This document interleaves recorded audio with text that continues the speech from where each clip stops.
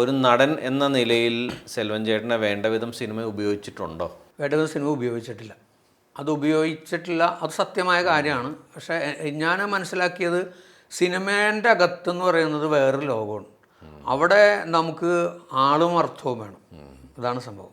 ആളും അർത്ഥവും ഉണ്ടെങ്കിലാണ് നമുക്ക് സിനിമക്കകത്ത് നിൽക്കാൻ പറ്റും. എല്ലാവരും പറയും ഭയങ്കര കഴിവുണ്ടെങ്കിൽ, നിങ്ങൾ ഭയങ്കര കഴിവുണ്ട്, നിങ്ങൾ സിനിമയിൽ പറയണ പോലെ നിങ്ങളൊരു നടനാണെങ്കിൽ നിങ്ങൾ എത്തിയിരിക്കും എന്നൊക്കെ പറയുന്നത് ഭംഗിക്ക് പറയാവുന്നതിനപ്പുറത്തേക്ക് ആളും അർത്ഥവും സിനിമക്കകത്ത് ഉണ്ടെങ്കിലായിരിക്കും നമുക്ക്. അപ്പം എന്നോടിപ്പോൾ ചോദിക്കാം, നിങ്ങളപ്പോൾ ഇത്ര സിനിമ ചെയ്തത് ആളും അർത്ഥമുള്ളത് കൊണ്ടാണോ? തീർച്ചയായിട്ടും.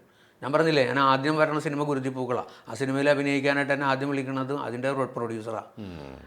ഈ പിന്നെ ബിഗ് ബി വരുന്നൊരു സിനിമ വരുമ്പോൾ അതിൻ്റെ അസോസിയേറ്റ് സഹീർ അലിയാണ് ആ സിനിമയിലൊക്കെ എന്നെ വിളിക്കുന്നത്. പിന്നെ അതുപോലെ ഏത് സിനിമയിലും അതിനകത്ത് കുട്ടി ശ്രാങ്ക് സഹീർ അലിയാണ് അസോസിയേറ്റ്, അദ്ദേഹം വിളിക്കുന്നത്.